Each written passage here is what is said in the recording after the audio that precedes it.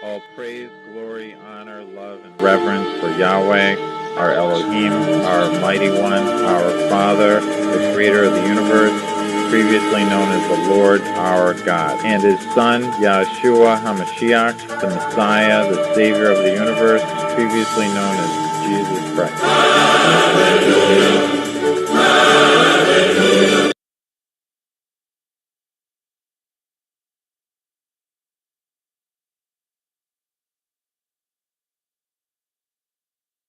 Hi, welcome to Yahweh's Minute Renaissance Ministry. I hope everybody had a blessed week, of course. Hopefully you're having a beautiful Shabbat.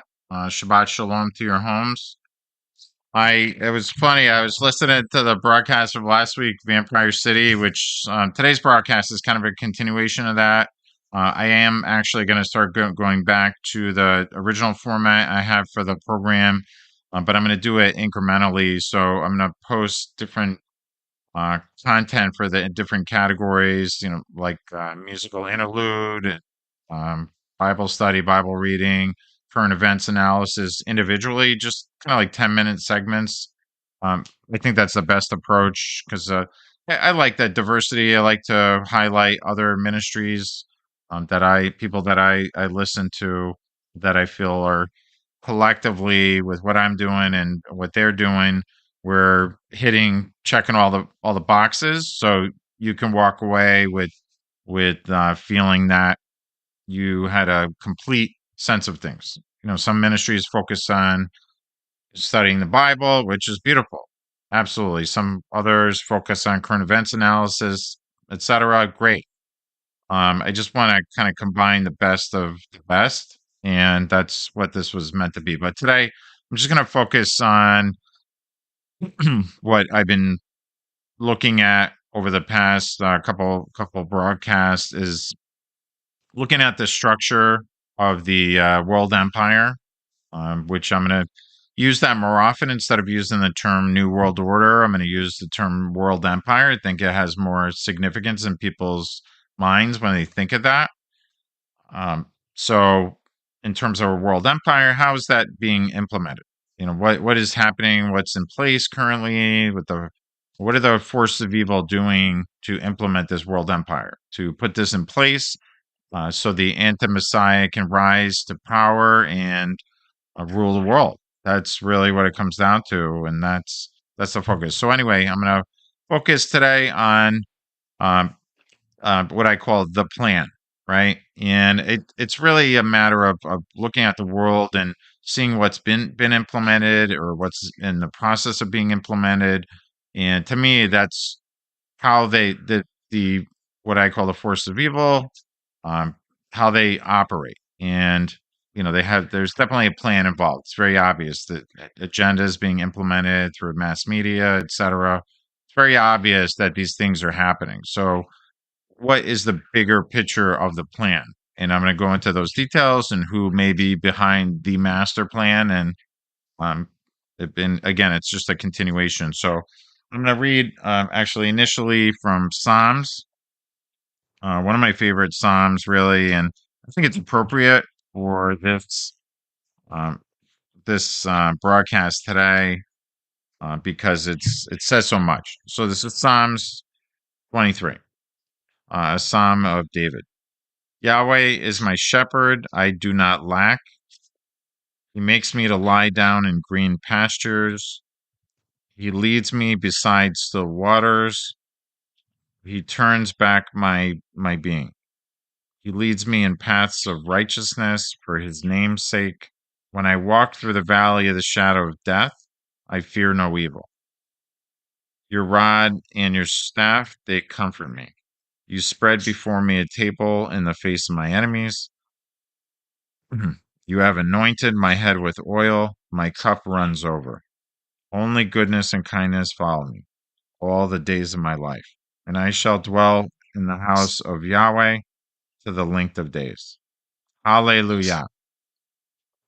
One of my favorite lines in all the Bible is the one line, when I walk through the valley of the shadow of death. And that's what we do every day. We walk through the valley of the shadow of death. I mean, especially with World War III on the horizon, or you know, maybe civil war in the U.S. on the horizon. Who knows what can happen? Civil war in all over Europe, or war with Russia in Europe. I don't know, but there's a lot of crazy things happening in the world right now, and I think things have built up over time for decades, really, and they're kind of hitting a massive peak before there's a ultimate resolution. So I think that's definitely happening right now, and who knows? Maybe it'll happen 10 years from now. I don't know all the details. Only he knows. So yeah, that's it. I mean, I wanted to read that, and I'm gonna say a little prayer, and then we're off and running.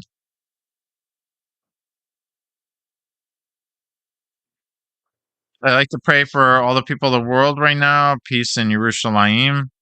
Pray for the return of the Messiah. Pray for all the people of the world. Pray for all the people that need any prayers right now. Pray for all the people who are in hospitals, and mental, physical disabilities, have some type of disease, any health concerns whatsoever. Pray for all my friends and family. Pray for all the people I work with. Pray for all the sacred name ministries. Pray for all the Jewish and Christian traditions worldwide, and good people from all of the world's religions, that they find the true faith in the Messiah and have eternal life in the Messiah. Hallelujah. Amen. All right. So as we've been doing recently, I'm going to go into my website. Uh, 1 second. Make sure I have bombs here. There we go. So this is a www.providencerenaissance.com website. It's pretty neat, I think. I don't know, or maybe not. People don't like it, but there's a lot of content on here, and it's actually a full blown like feature length film, but it's very complex, fusion of various genres. Um, it's this there's a main story, and then there's a lot of documentary elements, tons of images and video clips. But check it out whenever you have a chance. But in one of the sections is what I'm going to focus on today, is what I call the plan, right? So what's the plan, and who's involved in the plan, right? So that's what we're going to look at today. I'm just trying to pull it up. So, and this is again a continuation of what I went over last week, because it really kind of puts it into perspective. Because I think it's important, if all hell breaks loose, which I think is inevitable, that people are gonna want to know what what to do, or just to have perspective, and that's really what I'm trying to achieve here. Um, Sorry, I'm not pulling it up for some reason, but there we go.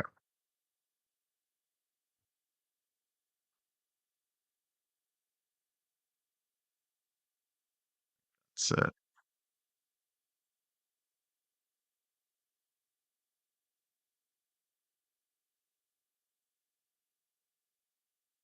So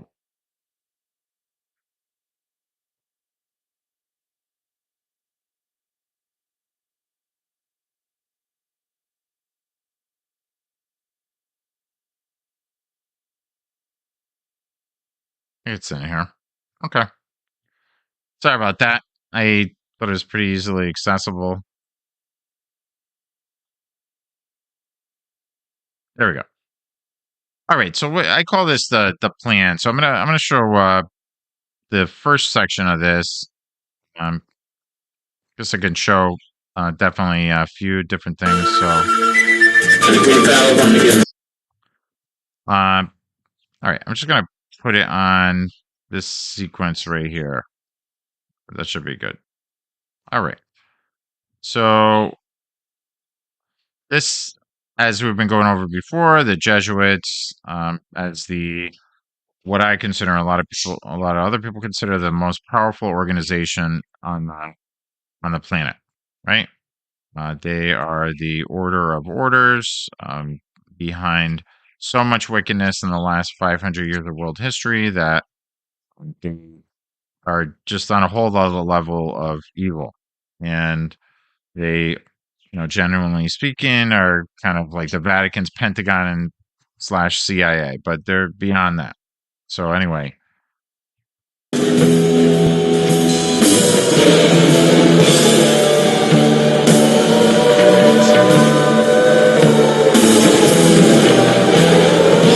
Generals gathered in their masses, just like witches at black masses. Evil minds that plot destruction, sorcerer of death's construction. In the fields of bodies burning, as the war machine keeps turning. Okay, so that sequence right there. I mean, I had the International Military Order of the Society of Satan. That's what I call them. I think it's more appropriate. There are technically the Society of Jesus, by considering that they are a military organization, kind of like a continuation of the Knights Templar in a lot of ways. That this is, their modern day manifestation or continuation is they're in such a position at the end of the age, right? The latter days, if you believe that we're living in the latter days. Who is this the force of evil, right? So this goes to Ephesians, which I'm going to read from, and I'm reading from the Hallelujah scriptures, which are sacred names scripture that I really love. They are really great. So I'm just going to read from this, and this is kind of like the beginning, or the not the beginning, the just a perfect example of how the Father works, right? He tells us centuries ago about this reality, right? This spiritual wickedness in high places. So I'm going to read from, and this is Ephesians, book of Ephesians, chapter 6. And we can start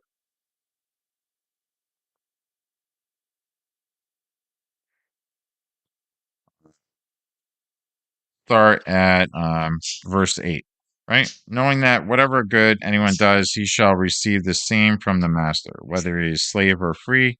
And masters, do the same to them. Refrain from threatening, knowing that your own master also is in the Shemayim, and there is no partiality with him. For the rest, my brothers, be strong in the master and in the mightiness of his strength. Put on the complete armor of Elohim for you to have power to stand against the schemes of the devil. Right? So, and we're going to go into this a little further. So, because we do not wrestle against flesh and blood, but against principalities, against authorities, against the world rulers of the darkness of this age. Right? So, the Almighty right here against spiritual wickedness in the heavens, right? So the Almighty is telling us, okay, there are world rulers that are working against us, and they're involved in spiritual wickedness. So who are the world rulers? Is it just Putin? Is it just Z? Is it Biden? Is it who is it? It's just the ones that are the political figureheads, more like Fitz, or are there other masters behind the scene, right? Uh, because of this, take up the complete armor of Elohim, so that you have power to withstand in the wicked day, and have done all to stand. Stand then, having girded your waist with truth, and having put on the breastplate of righteousness, and having fitted your feet with the preparation of the good news of peace. Above all, having taken up the shield of belief, with which you shall have power to quench all the burning arrows of the wicked one. Take also the helmet of deliverance and the sword of the Ruach, the Spirit, which is the word of Yahweh. praying at all times with all prayers and supplication in the Ruach HaKodesh, the Spirit, watching in all perseverance and supplication for all the Kodeshim. Hallelujah. So to me, this is another example of how the Father has shown us way ahead of time, I mean, thousands of years ago, literally, that, there are forces at work. These things that are happening in the world, these agendas that are being implemented, these wars, these strategies, all these things behind the scene are not, not going, happening, sorry, without some kind of grand design to these different wars that keep popping up all over the place. All these different, agendas that have been implemented through the mass media or in other cases, these things are being implemented intentionally, right? And who's behind that, right? So on the one hand, in my opinion, I feel that the Jesuits have been for a very long time the most powerful organization on the face of the earth. Maybe not initially, but over time they became more and more powerful, and they were actually abolished. The order was abolished in 1773 by Pope Clement the 14th, I believe, off the top of my head. I mean, look it up. I mean, he issued a papal bull that abolished the order. So the order went underground. They were protected. They had sanctuary in Russia. And eventually they came back. And some people I feel that they came back in the form of the Order of the Illuminati, headed by Adam Weishaupt, who is a supposed former Jesuit priest. I don't think that that's even possible to be a former Jesuit priest. I mean, technically, but it's kind of one of those things you do for life, especially the Jesuit order. I mean, if you're going to leave, you're going to leave in a casket, probably. But anyway, so they formed, and as people like to say, the Order of the Illuminati is trying to take over the world and all that kind of stuff. Okay, and I agree. But if you replace the term Illuminati with Jesuits, then you start seeing things a little bit different, right? And you start seeing the last 500 years of world history differently, because they represented the Vatican's response to the Protestant Reformation. They were losing power. They were all powerful, and then ultimately they started losing power and control. So over time, the Jesuits, they really were the enforcers, right? The military branch of the Vatican, and ultimately the Vatican's Pentagon and / CIA. But over time, they became more and more powerful. If you read about their fourth vow, the bloody oath, what have you, they basically take a very solemn oath to the order, and that part of that is to essentially, when you're with Protestants, act like a Protestant, like when you're with Buddhists, act like a Buddhist. I don't know if it has those exact words, but definitely with Protestants, it's definitely referenced. So they their whole design, their grand design, and it specifically, I'm speaking about fourth vow Jesuits. There's like the first three vows, like charity, poverty, and obedience. I think of all of them, but it's not until you get into the fourth vow, right? And this is on. There's a congressional record of this. I mean, the actual vow of the Jesuit order, the fourth vow, right? So when you take that vow, you're part of the inner circle, right? So I'm going right here. The sequence what we talk about here is the Vatican Assassins, right? Okay, I'm taking the name. So fourth vow, blood oath, Jesuits, right? So these are the upper echelon of the Jesuit order, which is, based on my understanding, the largest order in the Catholic Church. Right, so the fourth vow, blood, werewolves, and sheep, diabolos, the puppet masters, right? The war pigs, as this song. Not that I'm a fan of Black Sabbath, but the lyrics almost sound like they are specifically designed for the Jesuits. You know, Generals gathered in their masses, just like witches at black masses. okay, so these are pictures. And I'm not sure who's still. The faces keep changing, right? Like if you go back here, you're looking at the Superior General, right? Adolfo Nicholas, but he is no longer alive, right? So Just like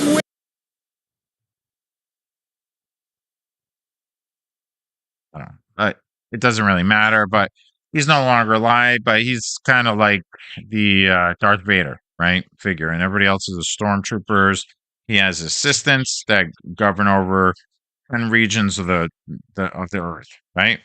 It's broken down. I have a picture as well. I've gone over this in previous broadcasts, but so the idea and these assistants command like entire continents potentially. You know, there's the U.S. assistant, right? And I call them assassins, assistants, assassins.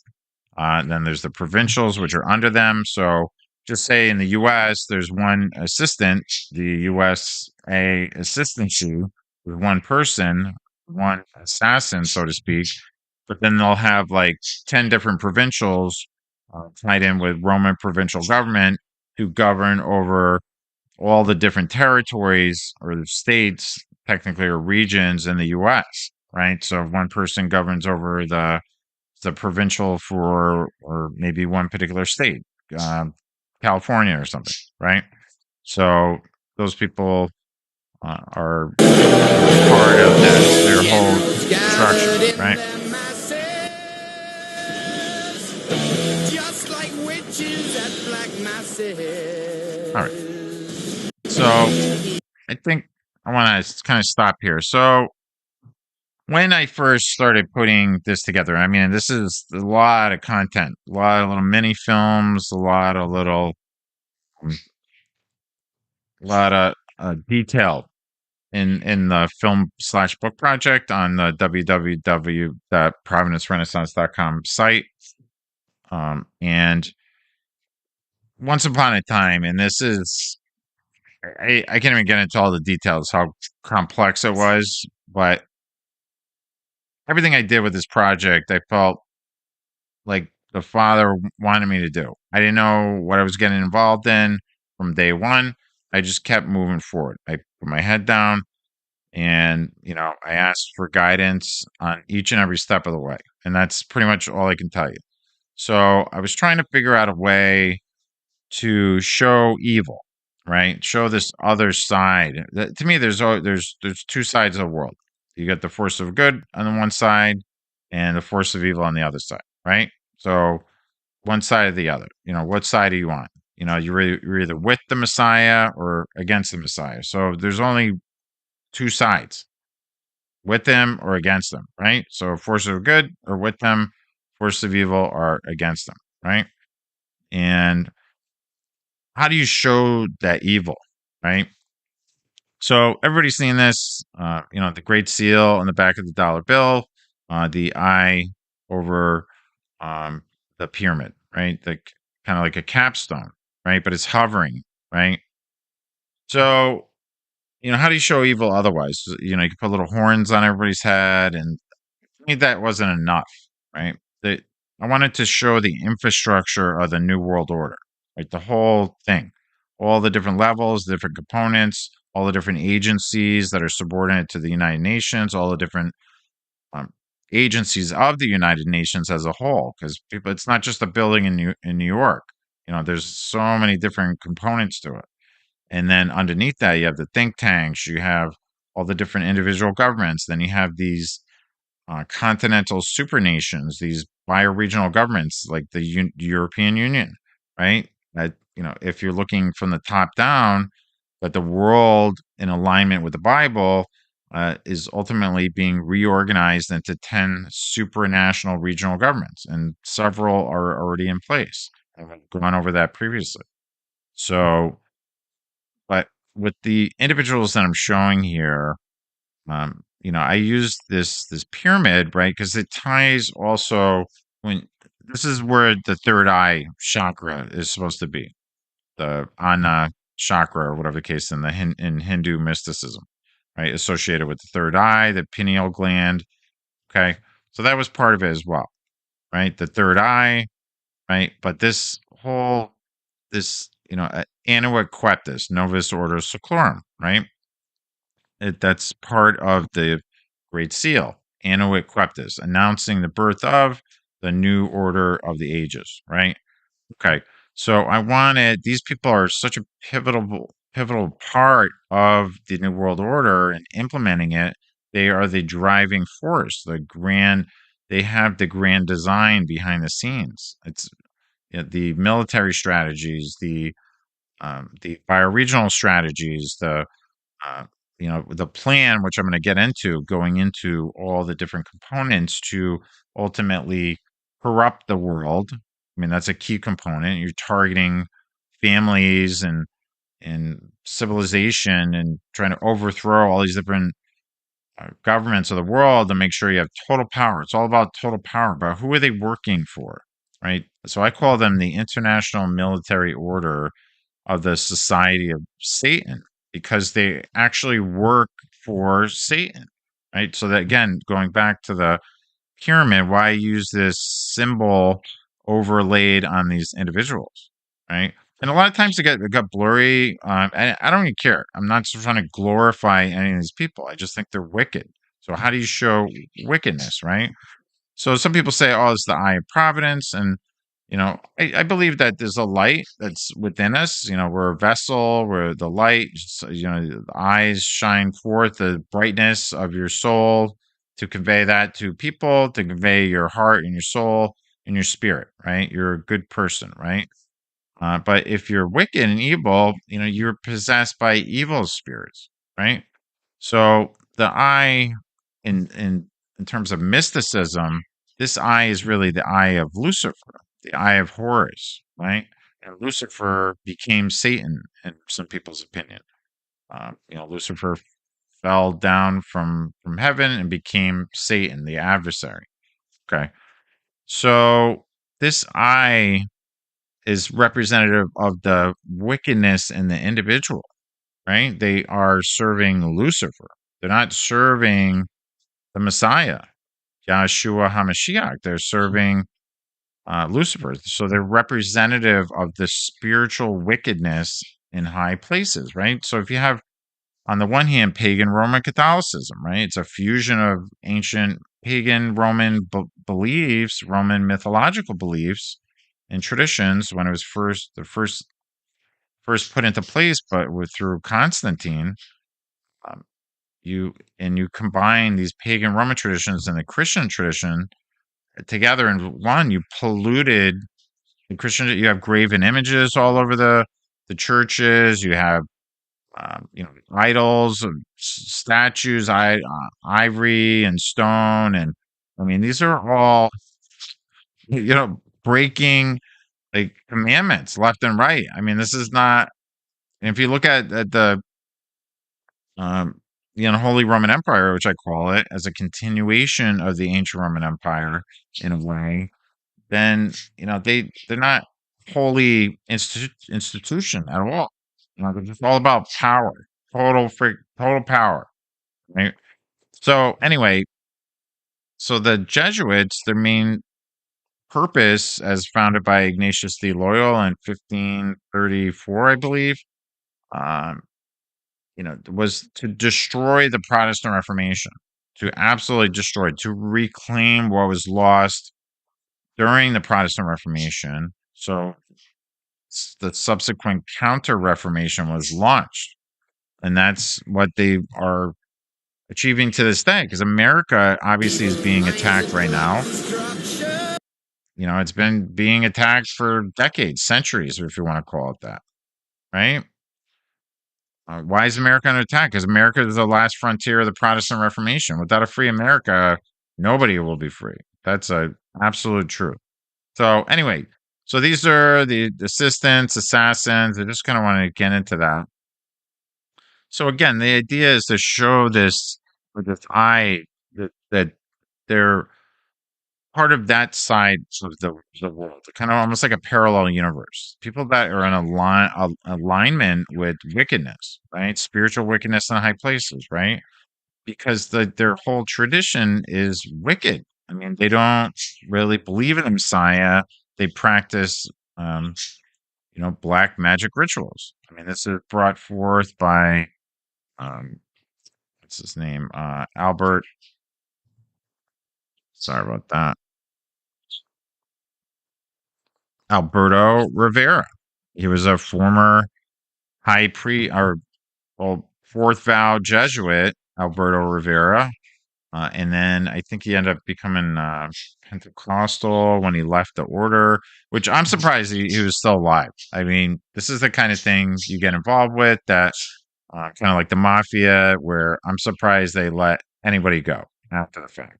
So basically, this is, in Alberto Rivera. I guess he reached out to Chick Comics that did the Chick tracts.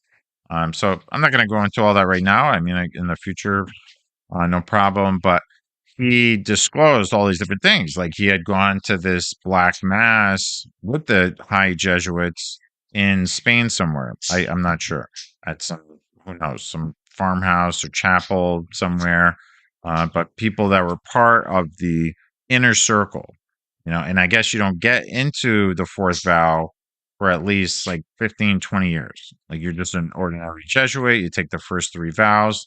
And eventually you become full blown Jesuit, fourth vow, blood oath Jesuit, right? So you're part of the inner structure.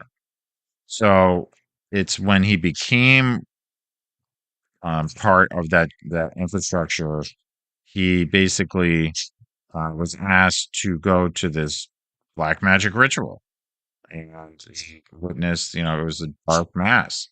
So anyway, so that's the thing. I mean, these people are really not.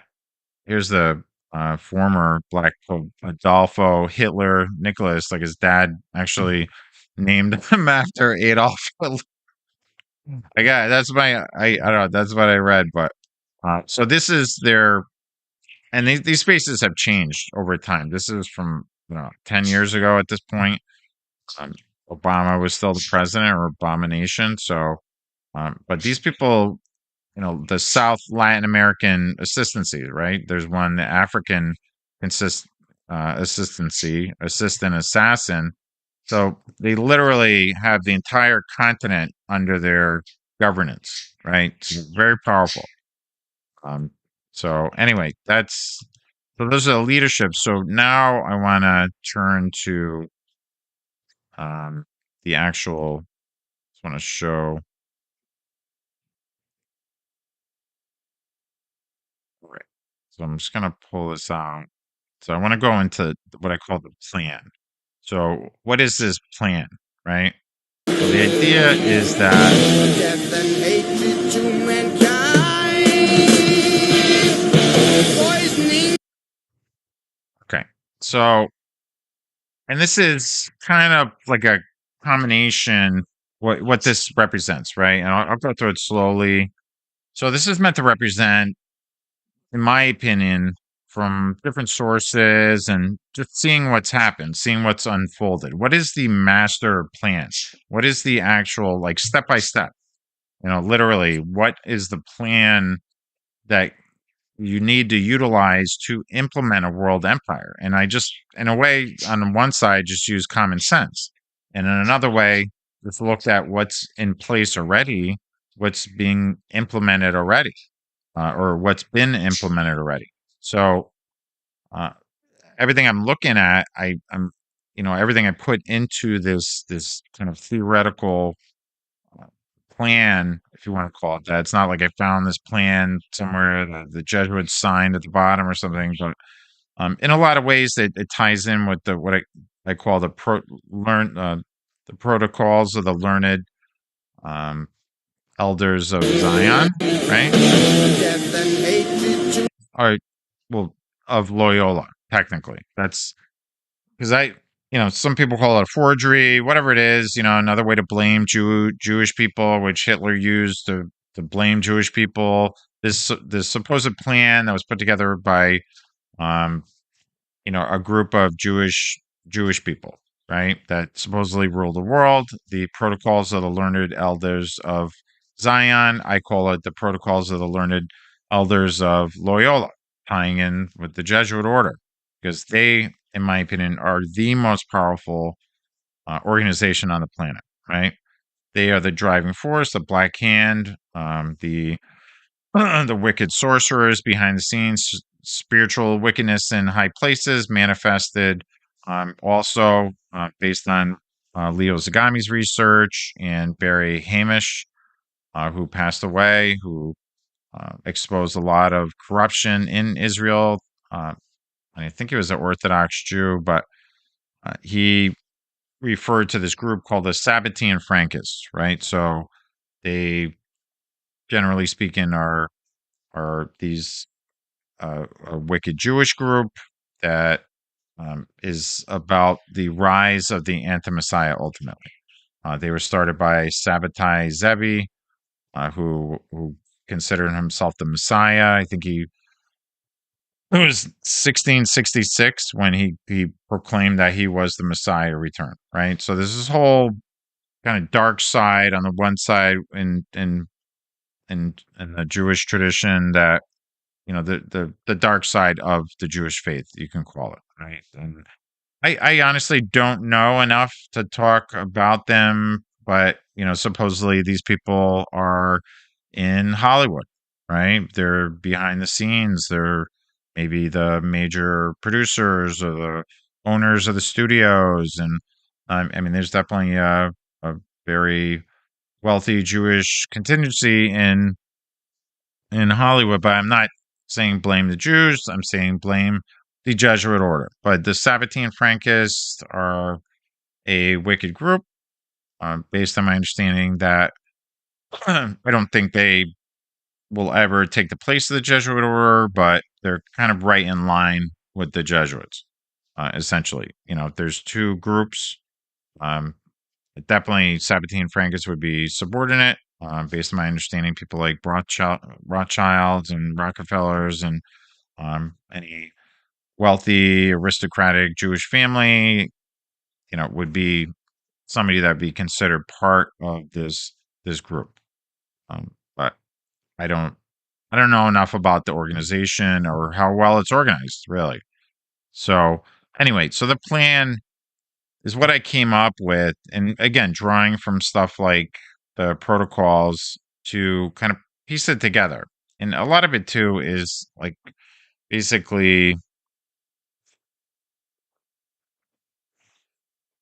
um, sorry, my cat just jumped. Um, so a lot of it is basically the kind of breaking down what is happening. What are we going to anticipate beyond what it's been implemented already? So I kind of put this together. So it starts.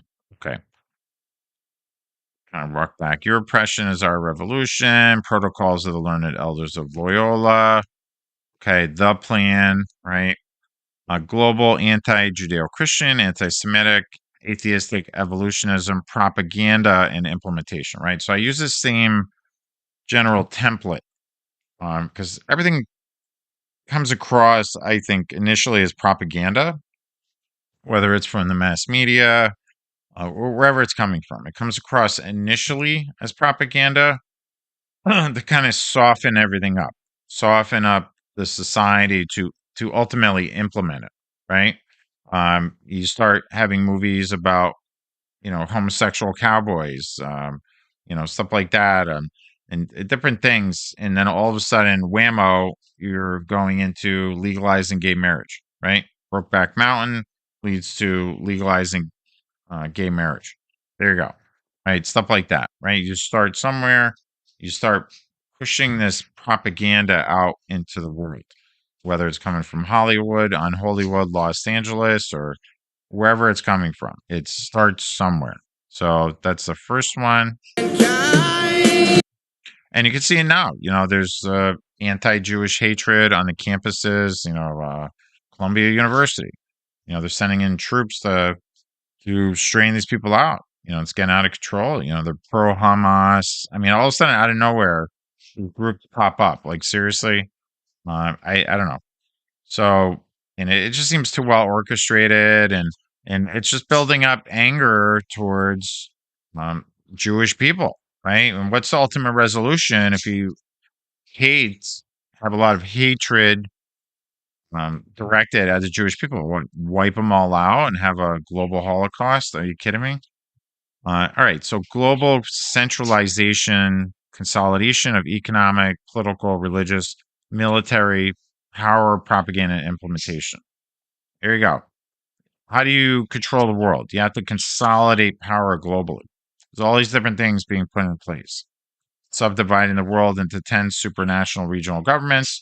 You already have the unholy Roman Empire's one world government system.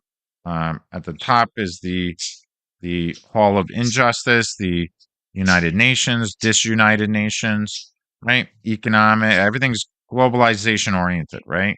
The globalization is taking over the world. It's been taking over the world for decades. Unifying all the religions of the world. The UN has its own peacekeeping force. NATO is a very complex establishment meant to consolidate power, right? Okay. And then you have global socialism, communism, fascism propaganda. I mean, wherever these different systems of government can be implemented, they have been implemented, they will be implemented in the future. But a lot of it, I mean, that's what led to the Russian Revolution. So basically, it starts somewhere. The Communist Manifesto is written, and basically leads to the implementation of communism in Russia, right? But it starts somewhere, right? It starts with propaganda, right? It starts with a book or, right now a film or whatever it is, right? Okay. So I'm going to continue global terrorism propaganda and all these terrorist ideologies and propaganda and, America's a great city and all this stuff. And then boom, World Trade Center happens. Do I think it was orchestrated? Absolutely. But, who was blamed? The terrorists, right? So we go after the terrorists. And then, that's it. Global surveillance propaganda. Okay. Global gun control propaganda, right? You need to take away people's weapons. If we want to rule the world, you can't have people. I guess there's, in the U.S. alone, there's like 300 million weapons, I guess, owned by U.S. citizens. That's a lot. But hey, they can't. We can't have that if we're going to take over the world. So you always talking about gun control. Why? Because some mass shooting over here. Well, maybe if more people were armed, they'd be able to defend against the mass shooters instead of being what defenseless. And it doesn't take much too in the different school systems. In my work in schools, I mean, you just have certain locations, certain doors that, or you always have metal detectors at every entrance, right? And have certain own, designated entry and exit points. That's it. Don't have like a million different entry and exit points for the students. Have just one or two. And then have somebody guard the location. So global racial and cultural amalgamation, propaganda and implementation. Um, this is kind of to me like more about, and I don't really stand behind this. This is a while ago, but um, this is more about creating tension with the different groups that exist, right? But so this is like an obvious one that you could see. Um, you know, the previous slide, if you want to call it that, basically he's talking about you know, different cultures getting amalgamated, but it's really about tension, right? there's an underlying tension, unfortunately, with different cultures all over the world. You know, it's not ideal, but it definitely exists. I mean, I felt it firsthand. Like I worked in the Providence school system, and there's an underlying tension and hatred, and I felt it. I mean, I don't, you know, because I was a white guy, right, and I was dealing with a lot of Hispanic students, and I have no problems with anybody Hispanic or anything. But I felt like they hated my guts just because, and I heard people say stuff too, you know, because I'm white privilege or something, right? But there is definitely underlying tension, and there's a lot of that, right? There's a lot of conflict with a lot of racial conflict in the world, unfortunately. So global homosexual, bisexual, transgender, transsexual propaganda. There you go. Perfect example. What's been happening for the last, several decades, little by little, these things start building and building and building. Now, you, you have students, 50% of students identify as LGBTQ. That was never the case. Like when I was growing up, even when I was in college. I mean, maybe, I don't know, who knows, whatever percentage, 10, 20% or something. But a lot of people, they don't even identify as being one thing or another because all this weird propaganda that just keeps like flowing out into the world through all these different media channels, through social networks, through mass media, all the nonsense they teach in schools now. Fortunately, I don't work in schools anymore. I'm done just beyond, like, I don't know. I mean, it's just total freaking nightmare. But so all this stuff, it comes through, you know what I mean? Like, so, and then ultimately it makes stuff like this that people aren't comfortable with. It's not that they're afraid, they're not homophobic. They just don't agree with that lifestyle. It's not biblical, right? I mean, there's several different passages. I'm not going to go into every single one right now, but look them up. There's several different passages about, you know, men being with men as being unnatural, right? And you can take it from there. But so all this other propaganda, all these people that are choosing to be have no pronouns or something or whatever nonsense. And obviously there's big scandal with the Bud Light scenario with the transgender influencer person, and it completely backfired. I mean, Bud Light, surprised there's it's even still being sold because of the backlash. People are just sick and tired of the whole woke culture stuff, and this is part of it, right? So, but it starts somewhere, right? The propaganda, pedophile cult propaganda, global sex trade. I mean, that stuff definitely happens through the mafias, through the churches, church institutions. I mean, the unholy Roman Empire is a notorious, you know, pedophile ring. I mean, if you want to call it that, I mean, the upper echelon, I mean, these, for centuries. I mean, look at all the sex abuse cases, and then they just pay them off just like that. It's completely insane. Um, and then you have, archbishops and cardinals that, just move somebody to a different parish if they get in trouble. Oh, we'll just move them over here. He molested some child, some altar boy here. Oh, we got to move them on. They're like above the law. The reality of the church. These people don't go to prison barely.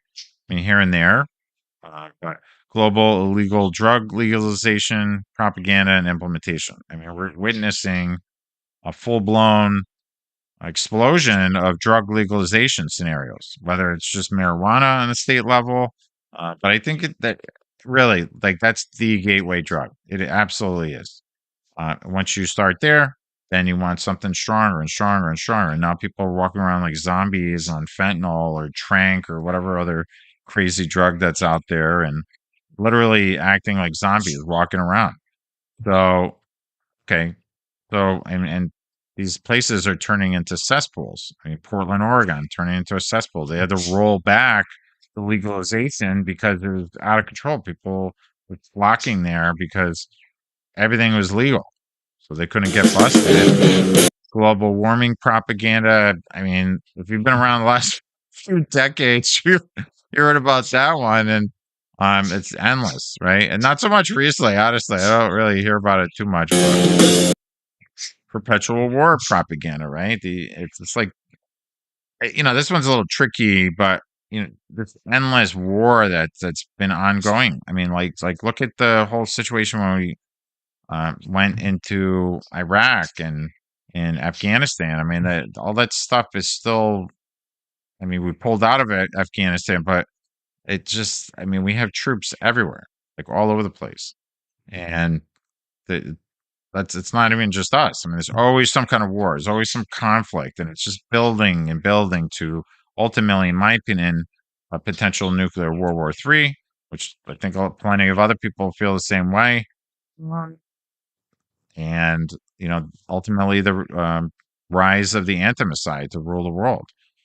But it's all this stuff's building, but you need that sustained conflict, like with the Israelis and Palestinians for decades since the implementation of the Nation of Israel in 1948. Forget it. Like there's been endless tension. People were displaced into these refugee camps. So global natural disaster, weather control, weather warfare, propaganda, and implementation. Okay, same kind of thing. I mean, all these different natural disasters. How natural are they?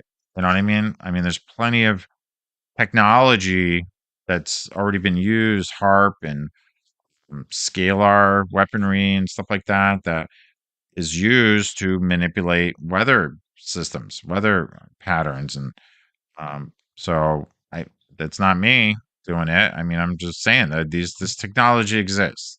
I think Tesla really made it pretty obvious that if you can control the forces of nature, you can do a lot. In a very diabolical way. You can use it for good, or you could use it for evil.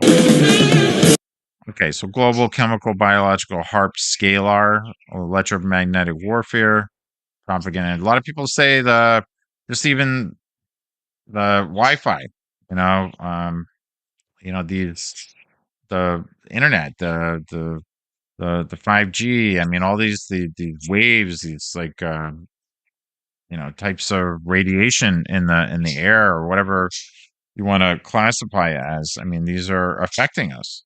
And I think a lot of it too is probably to help subdue people, keep people subdued. You know, um, keep them kind of numbed out, and then you don't have to worry about them, right? So you can send these, different things like TVs and routers and these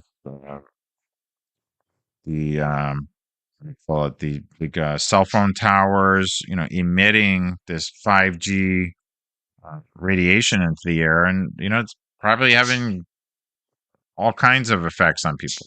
So global flu pandemic. Wow. It's funny. I did this in like I don't even know at this point, over 10 years ago, this sequence, but global flu pandemic. Wow. COVID. Shocking. You know what I mean? So there you go. But I think COVID might have been like the first, like the trial run. And then maybe there's going to be a super flu in the future, but who knows? But look what happened. I mean, they shut down the planet for what? This flu going around that barely killed anybody. Global mandatory lethal vaccinations propaganda. There you go. So you're getting these things, these consequences out of these. It's a perfect way to control populations. It's so much of this is about population control because you don't want billions of people going absolutely crazy. That's a problem. So, you give them these lethal vaccinations. Who knows? Mandatory vaccination. Global food and water shortage crisis. I mean, it's definitely happened in several different places in the world and could easily happen in the future. So, global economic collapse, right? I mean, honestly, if you look at enough financial news, you'll see like every other article is like, is this the big one? Is this the end? It's weird. Like, because I'm in the, I keep an eye on that kind of stuff. So, but it's weird. Like you always see like one article is some positive thing about whatever with the Federal Reserve, and then all of a sudden the on the on the other side of the coin, there's always some article Like if you look at MSN, there's always every other article is like, oh, like, the big recession, the huge, the global recession that's going to happen or something. It's weird.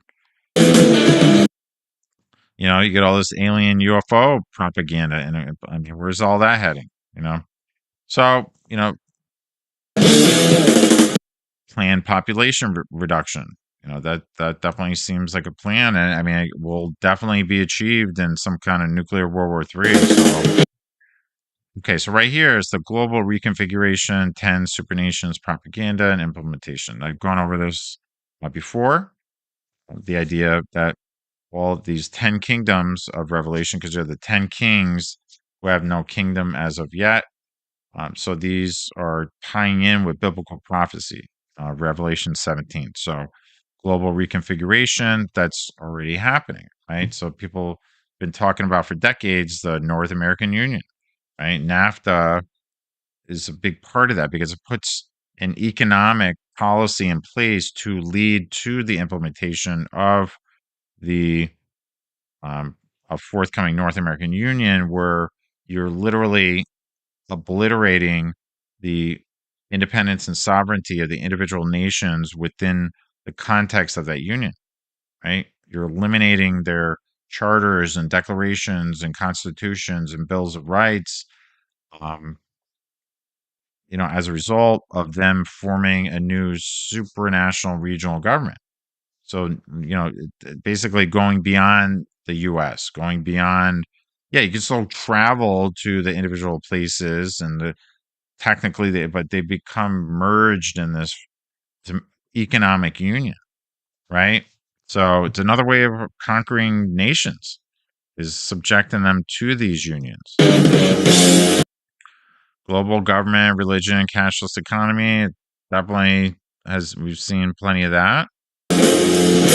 Global enslavement, microchipping propaganda, it's already in play for decades at this point. But more recently, because of the technology that's out there, I mean, it's, this guy that had the Neuralink implant through with Tesla, Elon Musk's Neuralink company, he can move chess pieces just with his mind, right? There you go. Well, we're right there, right? And it's just a matter of time for the anti-Messiah to rise. Like, so many things are in place. That's what I'm trying to put into perspective from the top down, not trying to see the forest through the trees approach. Global Messiah, New Age, New World Order, Saviour propaganda. There was a figure, Maitreya. There was, his John the Baptist figure was this guy, Benjamin Krem, who basically he was, forecasting. He worked with the House of Theosophy, which is, this hybrid mystical tradition founded by Helena Blavatsky in the late 1800s, and has really been the cornerstone of this New Age, New World Order philosophy, which is very much hybrid mystical tradition, fusing various mystical traditions of the world. Right. So why not have a Messiah of all religious traditions? So this Maitreya figure, which Maitreya is the forthcoming Buddha, right? And in Buddhism, the Maitreya Buddha will come in the future, right? And then you have the Muslims, Imam Mahdi, and then you have obviously the Messiah from what people call the Christian tradition, and all these different traditions have this forthcoming Messiah. So if there was just one to come back and people can embrace, then there it is, right? So, which I definitely feel will happen. Okay, global absolute dictatorship propaganda and implementation, Civil War II, World War III in the Middle East, the global Holocaust Inquisition. And that's exactly what it was. And that's what we're seeing unfold. The implementation of the one world government, religion, economy of the Luciferian, satanic, New Age, New World Order, of the unholy Jesuit Roman Catholic world empire, the global kingdom of the anti-Messiah now, the kingdom of hell on earth, ruling from the world capital, the rebuilt third temple of Solomon on the Temple Mount in Jerusalem, Israel, right? So that's still, the Dome of the Rock is still there, right? And that's the thing. The Dome of the Rock has to be taken out in order for the third temple to be built. If that ever happens, all hell will absolutely break loose worldwide. And if you look at it from the top down, all these Muslim populations over time have been positioned in all these different countries all over Europe, right? In Germany and in London, there's large Muslim populations in southern France or Paris, and now in Italy, and all these different areas, right? And all over the U.S. and who knows who's coming in on the southern border. And I mean, if anything ever happens to the Dome of the Rock, all hell will absolutely break loose. If there's going to be one event that's going to start World War III, that's the event.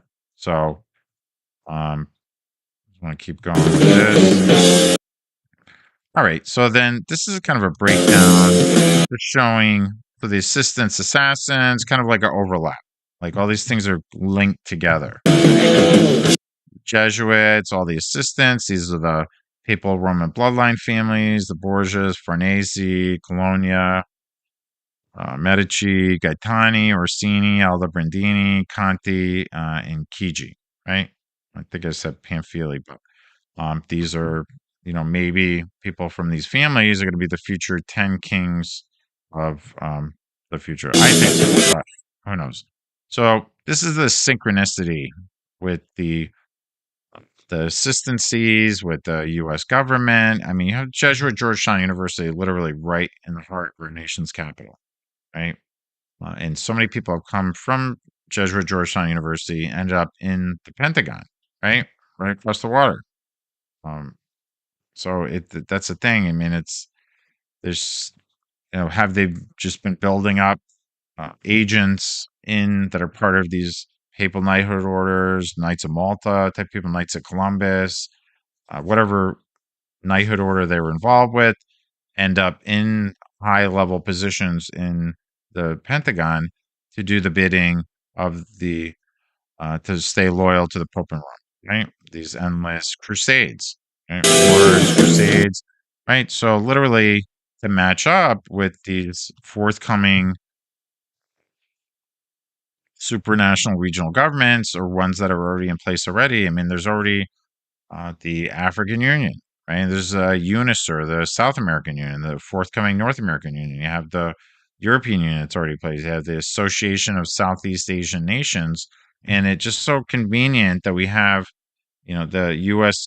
combatant commands that govern over these entire regions where these 10 kingdoms are being implemented, right? So then, okay, so I'm going to put this back 1 second. 10 Supernation Global Reconfiguration and Implementation Command, right? So this is the Club of Rome, which is one of these older think tanks, elitist groups for former politicians. You have people from the aristocratic families and part of this organization, right? I think they're headquartered now in Switzerland.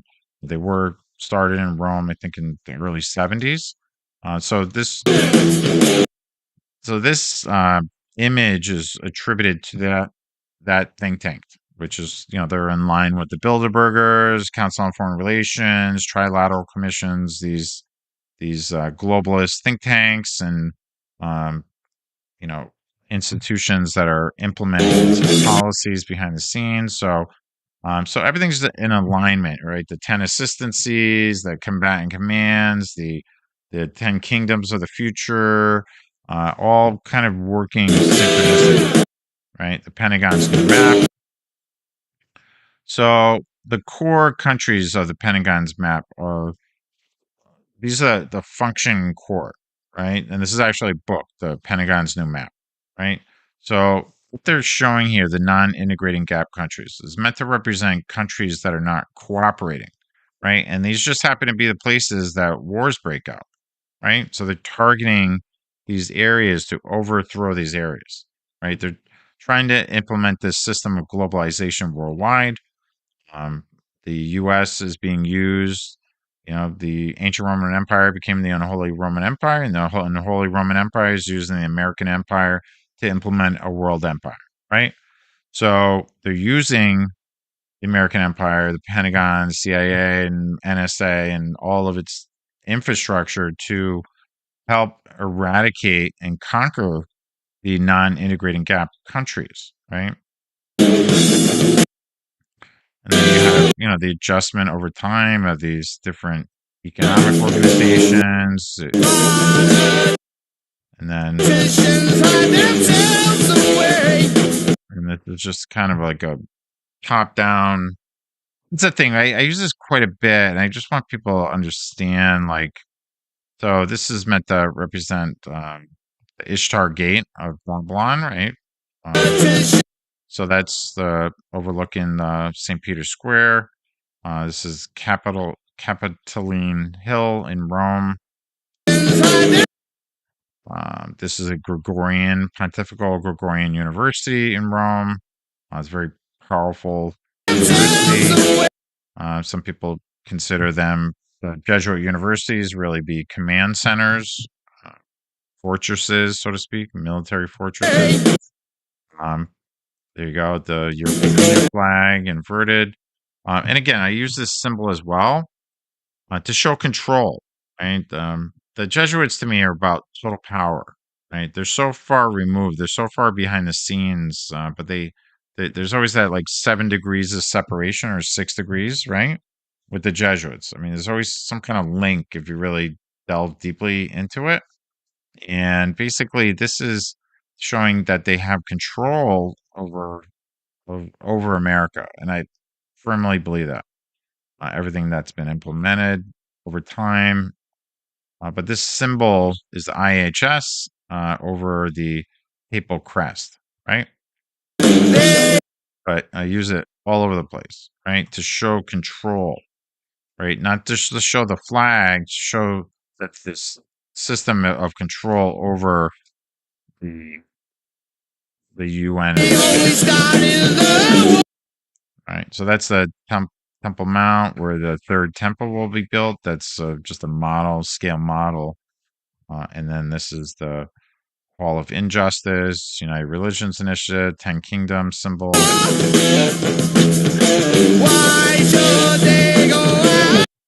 So this is potentially what's going to be used as a mark of the beast in the future, the microchip implant. And maybe you could scan your forehead as well. Just right. So I hope everybody liked that, and I think we're gonna wrap it up for today. But I just want to say a quick prayer, and then I hope everybody has a great day. But I think I covered enough, and hopefully it was interesting for people. But there's definitely a plan in place, and it's being implemented incrementally. I feel America is being destroyed incrementally. It's happening little by little, and then it just kind of builds and builds over time. But it's kind of like the long play, right? It's not happening overnight with some nuclear bomb. It just happened in so many different ways. Our culture is being attacked and destroyed in so many different ways. Or, the family unit has been targeted for decades, centuries, or whatever the case. Really the cornerstone of our civilization and our well-being. But it's being targeted, and I think 50% of all marriages end in divorce. So it's just not good situation. But there's plenty of other crazy things happening. But I hope everybody had a good time today, and I just want to say a quick prayer and then kind of wrap it up.